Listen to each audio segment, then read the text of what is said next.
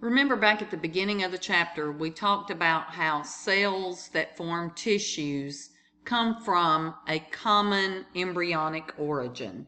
Now, we could take a long time talking about development and embryology, but I think it's important just to take a minute here to look at just the basics of how all of this process happens. So first of all, you're already aware that when an egg cell gets fertilized by a sperm cell, the DNA in those two cells comes together and forms a one-cell structure called a zygote. That zygote then begins a specialized type of division that creates genetically identical cells. So remember mitosis. This is a specialized type of mitosis called cleavage. So one cell replicates, becomes two genetically identical cells that become four genetically identical cells, and so on until we reach a ball of cells called a morula. Now, the important thing to remember here is every cell in this morula is genetically identical to the one-celled structure that we started with, the zygote. After a few days of development, that morula, the cells that make up that morula, will change a bit. And we have two different categories of cells now instead of everything being identical. Some of those cells turn off certain genes. Other cells turn off other genes. And they separate into two separate groups of cells. One group of cells forms this inner cell mass right here. That's going to make a baby. The outer group of cells makes up something called the trophoblast. That's going to help make the placenta and other things. Okay, now big idea here. That blastocyst inner cell mass right here, these cells are going to make a baby, but right now they're still all genetically identical. Well, by the third week of development, these cells have changed to create three different primary germ layers. That simply means three different layers of cells. Those three different layers are the endoderm, mesoderm, and endo, ecto, and mesoderm. I'm sorry, I lost my train of thought there for a moment. Now, these three layers are going to develop all of the different types of tissue. So as you see, the ectoderm forms the epidermis and the derivatives such as your sweat glands, your nails, and such. Also forms your nervous tissue and parts of your glands, the outside enamel of your teeth, and the lens of your eyes. Endoderm forms endothelial linings and some of your squishy organs like your liver and your pancreas and some of your glands. Mesoderm, basically everything else. Muscle, connective tissues, heart, kidneys, spleen, and many others. Okay, so again, I wanted just to come back to this and point it out. It is covered in your textbook, but you're going to get a bit more on development when you get to the last chapter in the textbook in A&P 2. But I did want to bring that back in here because we're talking about tissues and we're talking about how these things develop, how the cells develop, leading to the tissues and leading to the organs. Now, we'll begin to discuss the changes that happen to these tissues throughout our lifespan on the upcoming slides. Tissues change throughout our life. They change in size, form, and number of cells depending on what the stimulus that is leading to that change is. Hypertrophy refers to an increase in the size of already existing cells in a tissue. The number of cells remains the same. A good example of this is if you do biceps curls every day with weights, then the size of your biceps increases because you put more protein into those cells. You don't create more muscle cells, you increase the size of those cells. Hyperplasia, on the other hand, is when you do increase the number of cells. such as if you do manual labor a lot and you develop calluses on your hands. That's an example of those skin cells undergoing mitosis and creating hyperplasia. Another example of that is BPH, benign prostatic hyperplasia. This happens in elderly males when they increase the number of prostate gland cells, but it's not cancerous, it is benign. Atrophy, on the other hand, is shrinkage of the tissue either by decreasing the cell size or the number of cells. So atrophy is a part of the normal aging, but sometimes it happens just from failure to not use an organ or a tissue. For instance, if your leg is in a cast, then you may lose some of the muscle mass of that leg, not the other one because you're using it normally, but the size of those muscle fibers decreases from healthy muscle tissue with about 95% muscle fiber and very little adipose tissue and connective tissue to the atrophied muscle. Now again, it doesn't matter whether it's misuse, not using it at all, or normal aging. You lose muscle mass, and that is replaced by fibrous connective tissues and adipose tissue. Metaplasia is a strange phenomenon that happens when a type of mature epithelial tissue changes due to stress placed on that tissue into a different type of epithelial tissue. The example your book gives you is a smoker. So smokers typically experience a metaplastic or metaplasia, metaplastic changes in the epithelium of the trachea.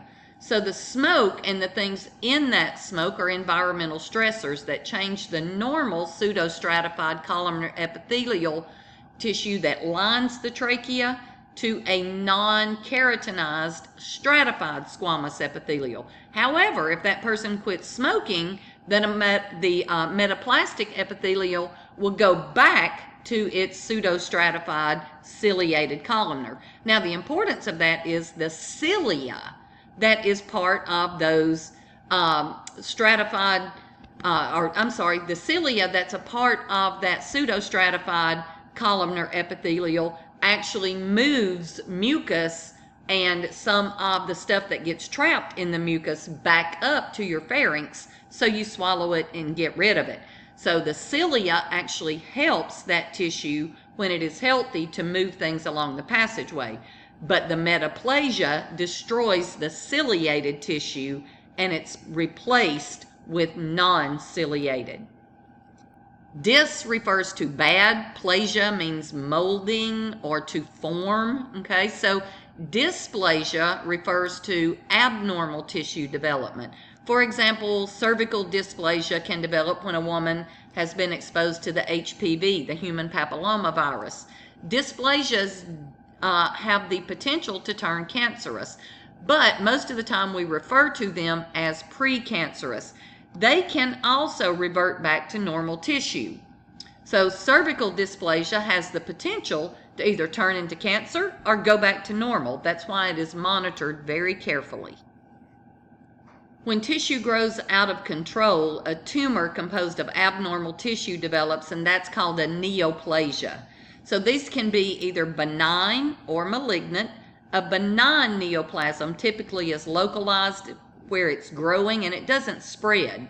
But a malignant neoplasm is characterized by invading local tissues, and then it can potentially metastasize or spread to other organs and tissues in the body, and that is what we commonly think of as cancer.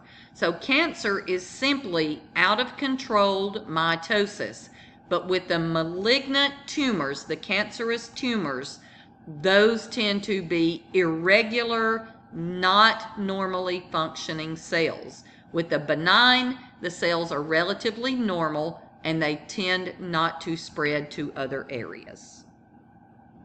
Necrosis means tissue death. It typically occurs due to tissue damage and it's not reversible. There's also usually an inflammatory response that occurs in the tissue in response to that damage. Gangrene is an example of tissue necrosis. So since I mentioned that first, we'll just go out of order and do gangrene before we do necrotizing fasciitis. So gangrene is tissue death due to loss or decreased blood supply to that particular area of the body. Now, the body parts that are most commonly affected are going to be the limbs, the fingers, the toes. Treatment will depend on the type of gangrene, but it typically is going to involve removing that necrotic tissue and attempting to restore the blood supply back to the affected region. Now, in addition to that, the patient will typically be treated with antibiotics, but gangrene is a serious medical condition for diabetic patients who suffer from a decreased blood supply to particular body parts, such as the feet. But there's also intestinal gangrene that can develop after an obstruction of the blood supply in the intestines. This can happen if the intestines get twisted or if there's something causing a blockage in there.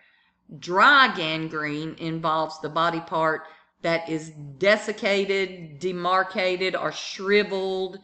So it's usually due to constricted blood supply, but as the result of extremely cold temperatures such as frostbite. So this is a complication of frostbite or certain cardiovascular diseases. Wet gangrene is typically bacterial. So bacterial infection of the tissues that have lost their blood and oxygen supply. The tissues are dying, the cells in there rupture and release fluid, and that gives it that wet environment. Foul smelling pus often involves streptococcus or staphylococcus and other bacteria. So usually the wet gangrene is bacterial. And then gas gangrene often affects muscle tissue at surgery sites or injury sites, and the bacteria that gets in there are usually Clostridium. Now, I'm not going to ask you which bacteria. I'm just giving you some examples here. So the bacteria invades that necrotic tissue, and as their metabolic processes release gases, it produces little gas bubbles, and hence the name gas gangrene. Necrotizing fasciitis is another type of necrosis. It's rare but potentially deadly, and it's caused by bacteria. Again, sometimes that is streptococcus that enters the skin and infects the fascia, hence the fasciitis, okay? So the fascia undergoes necrosis, and that's where the name comes from, flesh-eating bacteria. So the symptoms include severe pain, fever, redness, and swelling of the tissue that spreads from the initial point of the wound. Treatment often involves hospitalization so that you can remove the dead skin, and that patient needs to be treated aggressively with antibiotics. And of course, as I do very often in my face-to-face classes, I forgot I had a slide on this, but I've already given you the words for this, so there's your pictures, and there's the printed part for the different types of gangrene. All right, let's talk just a little bit about stem cells. Before we finish up this chapter, I think it's relevant to talk just a little bit about stem cells, because we're talking about the development of tissues. So what are stem cells? Well, they are simply immature, undifferentiated cells. That means they're unspecialized. They don't have a job, okay? I think of them like a newborn baby. That newborn baby can develop into anything in the right environment. Well, that's what stem cells are. These are cells that are able to divide into two cells, one of which is going to remain a stem cell, and the other one is going to differentiate or specialize into a mature cell that has a job, a unique function. So all stem cells exhibit two important characteristics, and that's self-renewal and potency. Self-renewal is simply the ability to divide repeatedly. Boy, that got tangled up. The ability to divide repetitively and to produce new cells, both cells that are going to be stem cells and cells that are going to go to work and have a job. Potency is the ability or the potential for differentiation. So different stem cells have different ability to differentiate into different types of cells. So we call that potency. The more potent, if you will, the more types of cells that stem cell can create. So totipotent stem cells, think of it as they're totally potent. They have the potential to make any type of cell within an organism. So the first few cell divisions of the zygote result in totipotent stem cells. So only embryonic stem cells have the potential to be totipotent. Pluripotent cells are derived from the totipotent cells. So they lost a little bit of their potency. They can't be everything, but they can still make a lot of stuff. So pluripotent cells can form many cells in any of the tissue layers of that embryo, but they can't form structures like the placenta. Multipotent stem cells are derived from the pluripotent stem cells. So totipotent can be everything, pluripotent can be lots of things, multipotent can make fewer types of cells. So they have the capacity to differentiate into a restricted number of some cell types, but not everything. For example, stem cells in your red bone marrow can make all of your blood cell types, your red blood cells, all types of white blood cells, and your platelets. But they can't make anything else. They can't make muscle. They can't make hormones. So they're multipotent because they can make multiple types of blood cells. Unipotent, well, that one should be self-explanatory. Uni means one. So these are stem cells that can only differentiate into a single type of cell. But they still have the ability to make more and more and more and more, and every time they divide, they make one that is self-renewal, a stock cell that stays a stem cell, and one that does its job. For example, the cells that are your stem cells in your skin, they're constantly undergoing mitosis, making a new stem cell, and then the other cell that's created in mitosis is going to be a skin cell. Sperm cells do the same thing. When a male is making sperm cells, the first division is mitosis. One remains a stem cell, the other is going to make 4 sperm cells. Okay? So that's what it means by potency. How many different types of things can it create? Now, we have 2 major types of stem cells. We categorize those as embryonic or adult. So embryonic stem cells come early in that development, no later than the stage of the blastocyst.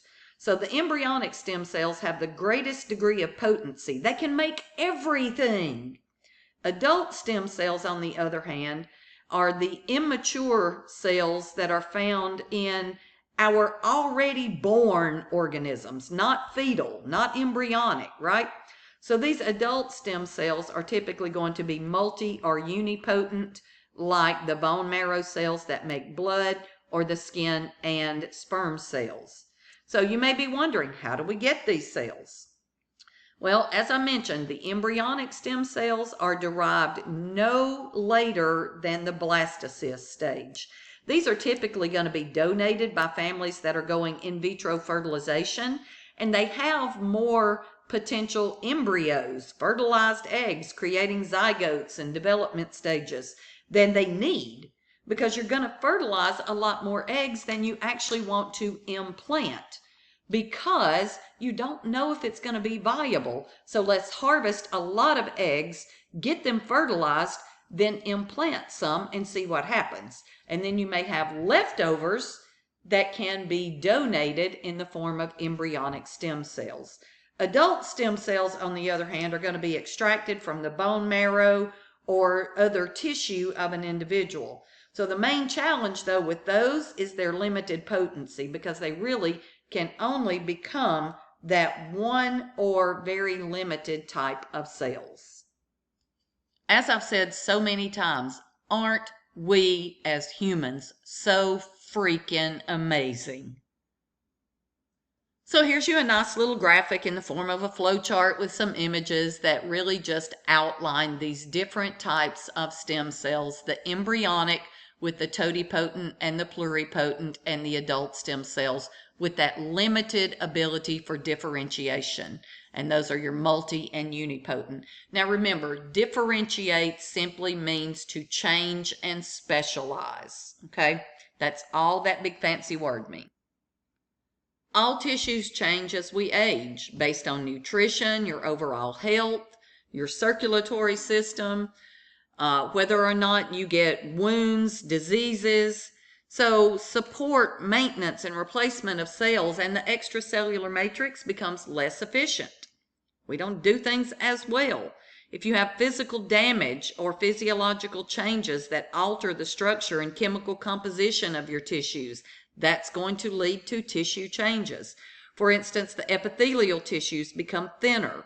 Connective tissues lose their pliability and resilience, so they don't maintain their structure. The amount of collagen in the body declines. We become wrinkled. Tissue repair takes longer. Bones become brittle. Muscle and nervous tissue begin to atrophy and we lose muscle tissue.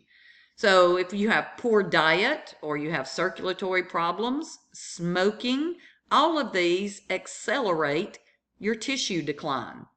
Eventually, these cumulative losses from just relatively minor damages or injuries can contribute to major health problems. In addition to that, less nutrients are being supplied by that cardiovascular system that's not working as well.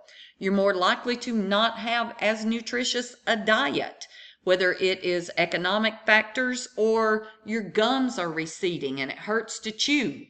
Or it may be that you have intestinal issues. And so eating makes you uncomfortable. Well, all of that is affecting your nutrients, and we need nutrients as our building blocks. As we age, we accumulate more mutations in our DNA. And those mutations, if they're in cell cycle genes and cell cycle proteins, can lead to an increased risk in cancer. So, guys, what I'm telling you here, take care of yourselves while you're young. Make the right decisions. Build that muscle. Build that bone tissue. Take care of your cardiovascular system. Because when you get old, guys, it's a heck of a lot harder. Everything slows down. Repair, maintenance, slow down. Mitosis slows down. You start to lose muscle tissue. You start to lose the things that you have the opportunity to build while you're young. Take my advice.